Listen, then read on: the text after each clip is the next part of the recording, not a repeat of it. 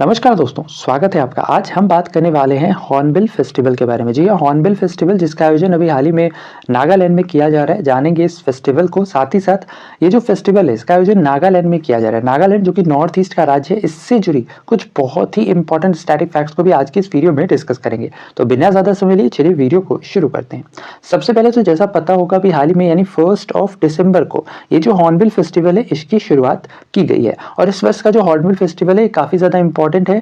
क्योंकि इससे पहले यानी प्रीवियस ईयर का जो था वर्ष 2021 और वर्ष 2020 का, ये एक्चुअली में कोविड कारणों की वजह से इसका आयोजन नहीं किया गया था। तो अब की बारी जो इसका आयोजन किया जा रहा है ये 2 वर्षों के बाद किया जा रहा है। अच्छा, साथ ही साथ ध्यान रखना है इस वर्ष जो इसका आयोजन किया जा रहा है ये इसका 23वां संस्करण है। साथ ही साथ इसका आयोजन दक्षिणी अंगामी क्षेत्र के नागा हेरिटेज विलेज जिसका नाम है किशाना, यहाँ पर किया जा रहा है। और इसका जो आयोजन है ये 1 दिसंबर से लेकर के 10 दिसंबर तक चलने वाला है। साथ ही साथ इस महोत्सव के उद्घाटन समारोह में भारत के उपराष्ट्रपति श्री जगदीप धनखड़ भी मौजूद थे। इसके साथ ही साथ ध्यान रखना है ये जो फेस्टिवल है जो कि मेनली एक ट्राइबल फेस्टिवल है नागालैंड का, और इसका जो आयोजन है ये एक्चुअली में जो नागालैंड की राज्य सरकार है इसके द्वारा इस फेस्टिवल का हर वर्ष आयोजन कराया जाता है। इस महोत्सव का मुख्य उद्देश्य एक तो राज्य के पर्यटन को बढ़ावा देना और साथ ही साथ जो वहाँ की नागा विरासत है इसकी विशिष्टता और समृद्धि को संरक्षित करना है।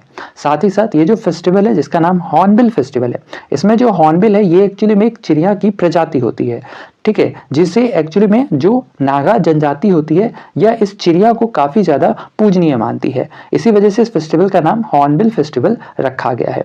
इसके साथ ही साथ ये तो बात हुई फेस्टिवल की। अब बात करते हैं नागालैंड की।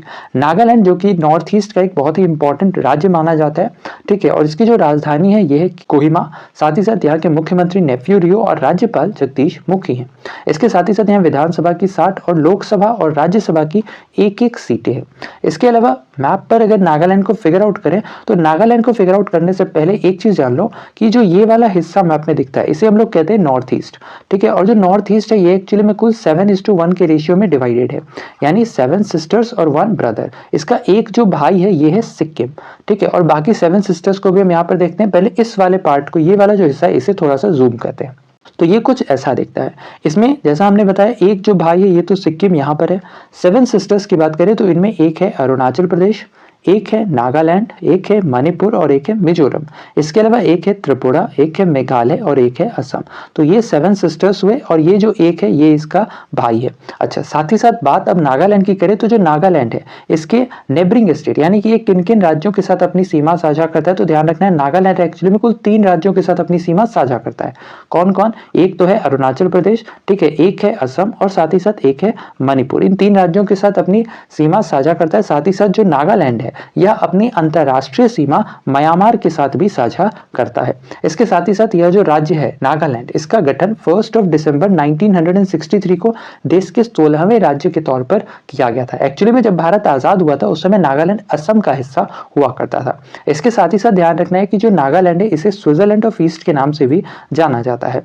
इसके अलावा जो नागालैंड है यह आबादी के मामले में देश का 25वां बड़ा राज्य, जबकि क्षेत्र के मामले में देश का 26वां सबसे बड़ा राज्य है। इसके अलावा जो नागालैंड है यहाँ का जो राजकीय पक्षी है इसका नाम है ब्लाइथ ट्रैगोपन, और साथ ही साथ यहाँ का जो राजकीय पशु है इसे कहा जाता है मिथुन, ठीक है। यहाँ का राजकीय पशु कौन सा है? ये है मिथुन, यहाँ का राजकीय पशु है। राजकीय पक्षी है ट्रैगोपान। इसके साथ ही साथ ध्यान रखना है यहाँ का राजकीय पुष्प है रोडोडेंड्रॉन और यहाँ का जो राजकीय वृक्ष है ये है एल्डार। साथ ही साथ यहाँ की कुछ प्रमुख जनजातियों की बात करें तो इनमें छाओ, फोम, पचूरी, रेंगमा और सुमी है।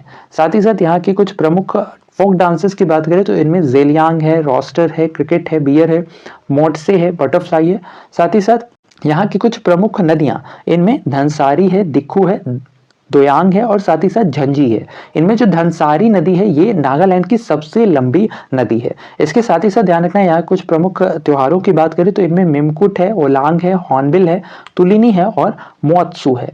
साथ ही साथ जो नागालैंड है यहाँ एकमात्र एयरपोर्ट है जिसका नाम है दीमापुर एयरपोर्ट। कई दफा ये सवाल पूछा जा चुका है कि दीमापुर जो एयरपोर्ट है ये कौन से राज्य में है, तो ध्यान रखना है दीमापुर जो एयरपोर्ट है ये कौन से राज्य में, ये पड़ता है नागालैंड में। अच्छा, साथ ही साथ ध्यान रखना है यहाँ के कुछ प्रमुख वाइल्ड लाइफ सेंचुरीज की बात करें तो इनमें पुली बदजे है, रंग पहाड़ है, फकीम है और घोसू है। साथ ही साथ यहाँ एक बहुत ही फेमस डैम भी है, इसका नाम है दोयांग हिप डैम। क्या नाम है? Doyang hip dam.